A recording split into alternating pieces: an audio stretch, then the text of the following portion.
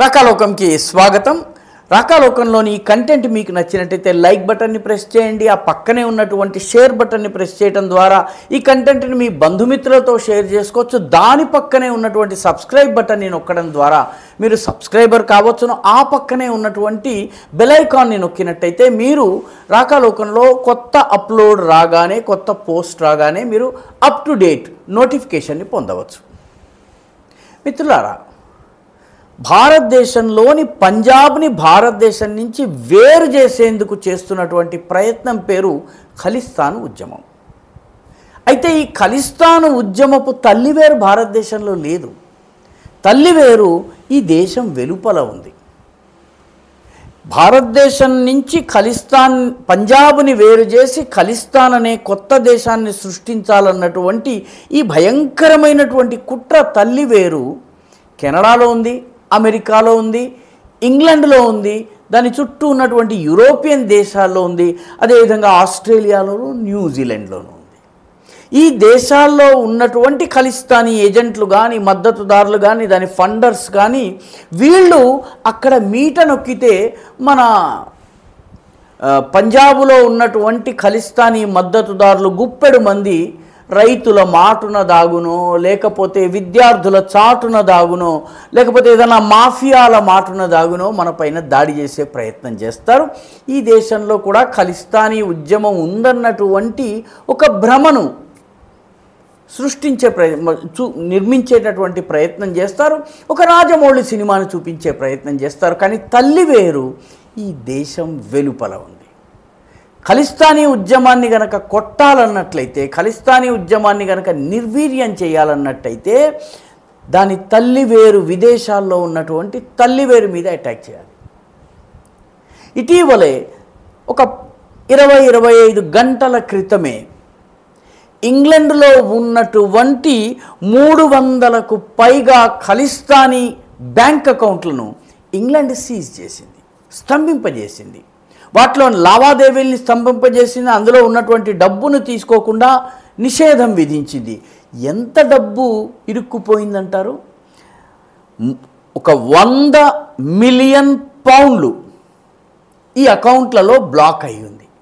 దీనిలో ఒక 20 million pounds హర్పత్వంత్ Singh పన్ను అనే ఖలిస్తానీ ఉగ్రవాదికి చెందినటువంటి సిక్స్ ఫర్ జస్టిస్ అనేటటువంటి సంస్థకు చెందినటువంటి అకౌంట్లు. ఈ 300 అకౌంట్స్ని స్తంభింపజేసేటప్పటికీ యూరప్ లోపల ఉన్నటువంటి మొత్తము ఖలిస్తానీ లావాదేవీలు పూర్తిగా స్తంభించినట్టయింది. ఇంతేకాకుండా రిషి సునాక్ ప్రభుత్వము మరొక 5,000 సస్పెక్టెడ్ ఖలిస్తానీ అకౌంట్ల పైన నిఘా ఉంచింది. అంటే ఇవి అనుమానాస్పదమైన, వీటిలో కొంత డబ్బు ఖలిస్తానీల అమౌంట్లకు వెళ్ళింది, కొంత డబ్బు వేరే వేరే పనులకు వెళ్ళింది. ఈ అకౌంట్ల మీద అనుమానం ఉంది. అటువంటి అకౌంట్లు దాదాపు 5,000 ఉన్నాయి. అంటే 5,300 ఖలిస్తానీ, సస్పెక్టెడ్ ఖలిస్తానీ అకౌంట్స్ పైన రిషి సునాక్ ప్రభుత్వము దృష్టి పెట్టింది. అందులో 300 అకౌంట్లని బ్లాక్ చేస్తే 100 మిలియన్ పౌండ్స్ స్తంభించినట్టుగా అయిపోయింది. సిక్స్ ఫర్ జస్టిస్ వంటి సంస్థ యొక్క వెన్నెముక విరిగినట్టయింది. వీటికి అమెరికాలో, కెనడాలో, మిగతా యూరోపియన్ దేశాల్లో కూడాను అకౌంట్స్ ఉంటాయి. కానీ ఇంగ్లాండ్లో ఖలిస్తానీ ఉద్యమం యొక్క చాలా ప్రధానమైనటువంటి ఒక సపోర్ట్ బేస్ ఉంది. దానిపైన గొడ్డలి దెబ్బ కొట్టినట్టయింది. అయితే ఇది హఠాత్తుగా రిషి సునాక్కి జ్ఞానోదయం కలగలేదు. కొద్ది రోజుల క్రితమే మన జాతీయ భద్రతా సలహాదారు యూరోప్లో పర్యటించి వచ్చారు. ఈ పర్యటన జరిగినటువంటి కొద్ది రోజుల తరువాతనే భారతదేశంతో ఫ్రీ ట్రేడ్ ఒప్పందము, అంటే స్వేచ్ఛా వాణిజ్య ఒప్పందం చేసుకునేందుకు బ్రిటిష్ ప్రయత్నాలు ప్రారంభించింది. యూరోప్లో ఉన్నటువంటి చాలా దేశాలతో భారతదేశానికి స్వేచ్ఛా వాణిజ్య ఒప్పందం ఉంది. కామన్వెల్త్లో సభ్యురాలైనప్పటికీ కూడాను భారతదేశం ఇంగ్లాండ్తో ఫ్రీ ట్రేడ్ ఒప్పందాన్ని చేసుకోలేదు. ఇంగ్లాండ్కు ఫ్రీ ట్రేడ్ ఒప్పందం కావాలన్నట్టయితే ఈ ఖలిస్తానీ తల్లివేరు మీద గొడ్డలి దెబ్బ కొట్టాలి. ఏం మాట్లాడుకున్నారో, ఏం జరిగిందో తెలియదు. కానీ హఠాత్తుగా 5,300 ఖలిస్తానీ అకౌంట్లు, యాంటీ ఇండియా అకౌంట్ల పైన బ్రిటిష్ ప్రభుత్వం నిఘా పెంచింది. ఒక 100 మిలియన్ పౌండ్లను స్తంభింపజేసింది.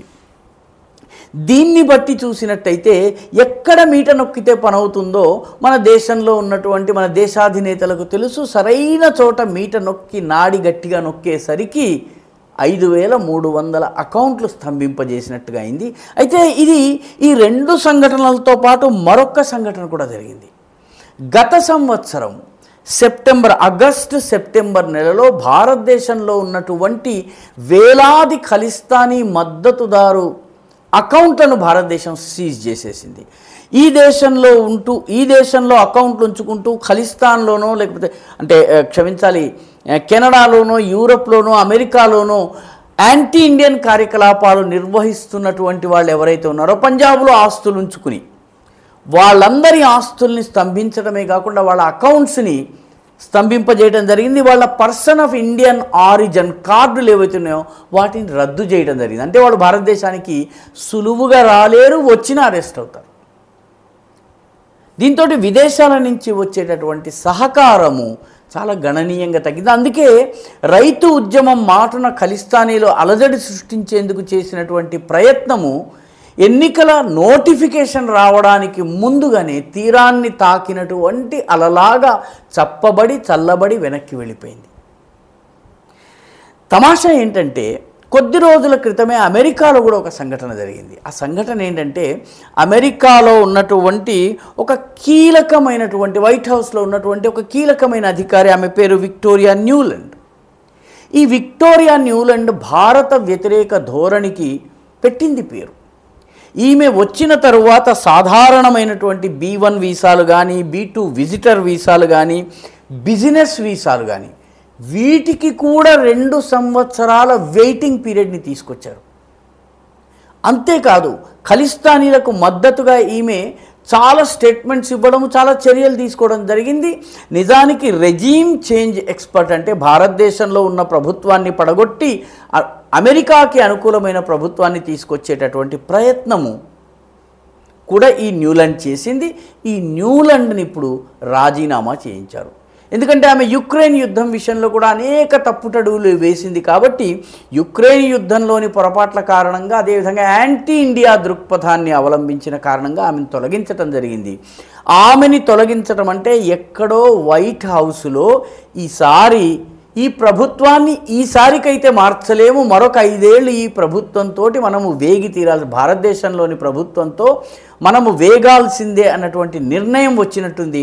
అందుకే విక్టోరియా న్యూలాండ్ని పక్కకు తప్పించారు. విక్టోరియా న్యూలాండ్ని పక్కకు తప్పించినటువంటి కొద్ది రోజులకే అమెరికాలో కూడాను ఖలిస్తానీ ఉగ్రవాదులకు సప్లై లైన్స్ కట్ కావడం ప్రారంభమైంది. ఇంగ్లాండ్లో ఫ్రీ ట్రేడ్ అగ్రిమెంట్ పేరిట అమెరికాలో న్యూలాండ్ను తొలగించడం వంటి చర్యల ద్వారా మొత్తం మీద ఖలిస్తానీ ఉగ్రవాదపు ఖలిస్తానీ విషపు చెట్టుకి యొక్క తల్లివేర్లను కట్ చేసేటటువంటి పనిని మన ప్రభుత్వం చాలా సమర్థవంతంగా చేసినట్టుగా కనిపిస్తోంది. అందుకే నెమ్మదిగా రానున్న రోజుల్లో పంజాబ్లోని పరిస్థితుల్లో గణనీయమైనటువంటి మార్పులు వచ్చేటటువంటి సూచనలు కనిపిస్తున్నాయి. ఈ వీడియో మీకు నచ్చినట్టయితే లైక్ చేయండి, షేర్ చేయండి, ఈ ఛానల్కు సబ్స్క్రైబ్ చేయండి. మీ అభిప్రాయాన్ని కమెంట్ల రూపంలో తప్పనిసరిగా పంపించండి.